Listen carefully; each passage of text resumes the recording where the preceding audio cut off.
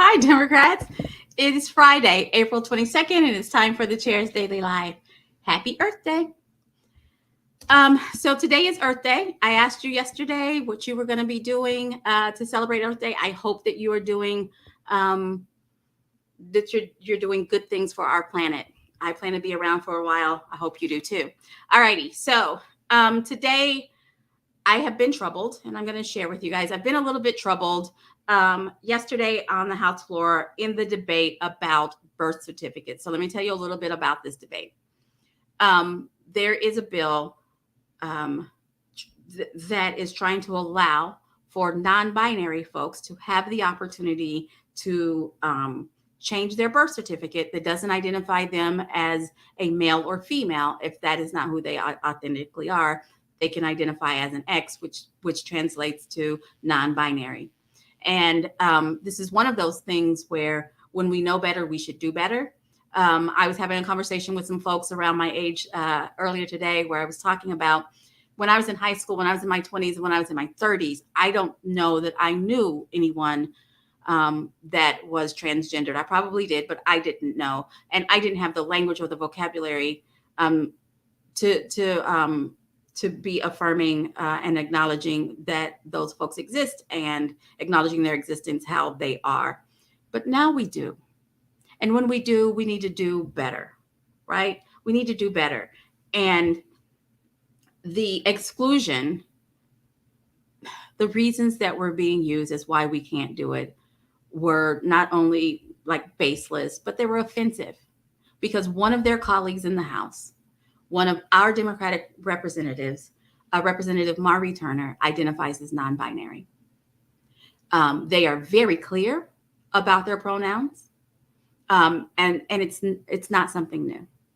They have been non-binary the entire time that they have identified. They've been non-binary their whole life, but they've identified the entire time that they've been there. So it's not something new that their colleagues have had to get used to.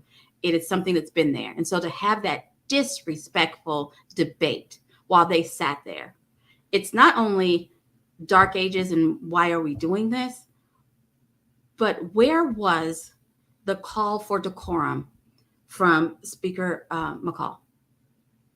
When folks are being disrespectful and being out of line on the House floor, it is up to the leader to call for decorum.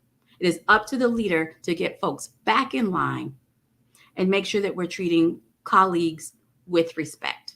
And that is not what happened yesterday. So the Oklahoma Democratic Party has gone out on a limb, and we're demanding that Leader McCall issue a public apology because it was a public embarrassment. It was a public disrespect. But B, demand decorum on the floor. Demand decorum on the floor. And if you want to stand with us, I'm asking you to go to okdemocrats.org/stand with Representative Turner. We see you, Rep. Turner, and we see you for who you are. Okay, so I want to start with that. But it leads me to, I've been struggling with talking about this all week because I am frustrated. I am energized by campaign season, but I'm also frustrated by campaign season. I'm looking around and I'm trying to figure out what is it that the Republicans stand for.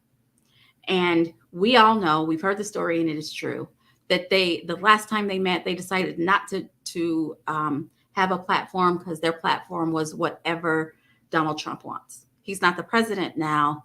And so what is their platform? And so they're flailing around trying to find something to hang on to. And the thing that looks like they've decided on was culture war and a war on words.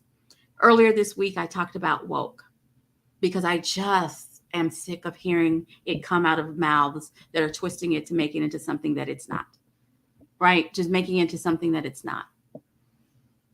They don't want, Angela, if you could hide those posts, that would be awesome. They don't want the electorate to keep up with the times. Keep up with the times.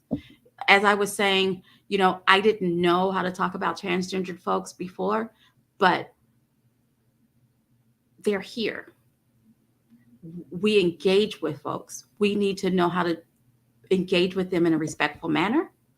Um, and it just go on from there. We know it. Keeping our head in the sand, refusing to wake up and know that it's there doesn't change it.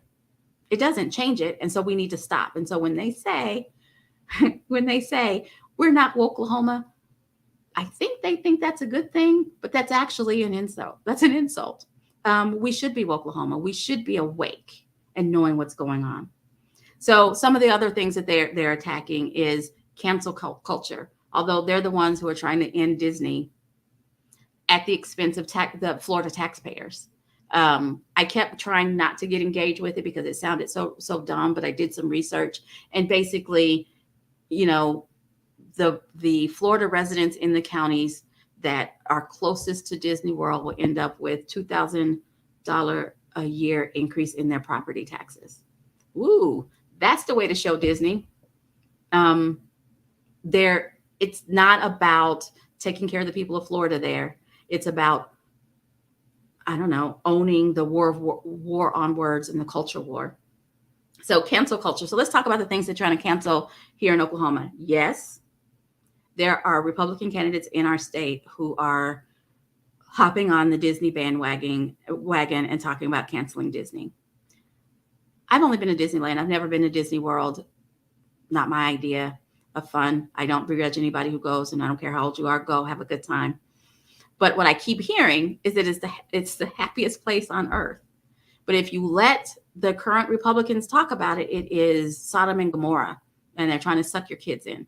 It's insanity. They need to cut it out. They need to cut it out. So Oklahomans are talking about banning Disney, canceling Disney. We're talking about banning books, which is another form of canceling.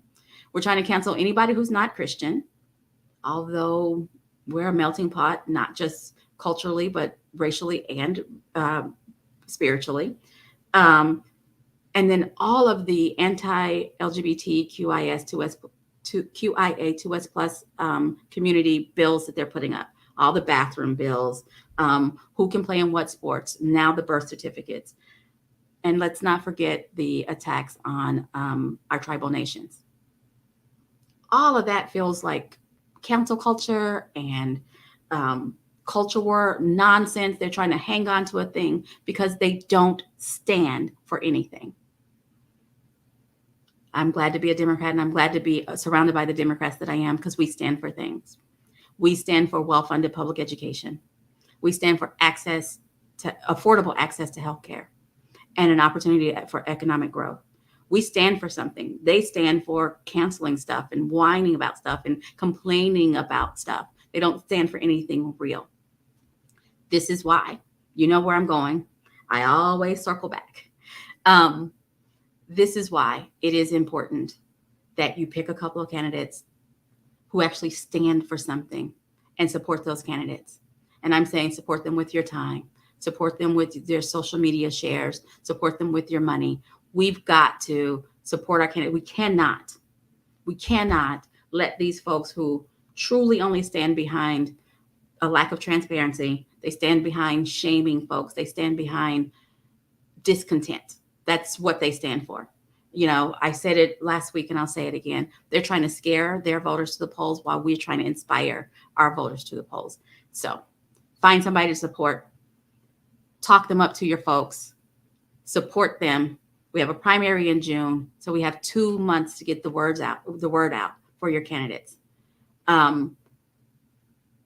Virginia, it is unfortunate that more Democrats didn't file, but we're running in all the places where it's competitive, and that's where we need to be. And we have some super qualified candidates on the ballot. It is better to have quality candidates than just a whole gaggle of candidates who won't have the resources or the money to be able to win. If you want to check out the candidates that we have, go out to okdemocrats.org/2022 candidates. Find a candidate, support a candidate. Don't sit back and wait for the primary. Support them now. All righty. I hope that I will see a lot of you tomorrow at either Campaign Academy or the Crumie Fraser Gala, or both. They're both in Tulsa, downtown. Check out the website. Hope to see you. If not, I'll see you back here Monday at 4:15. Have a great one.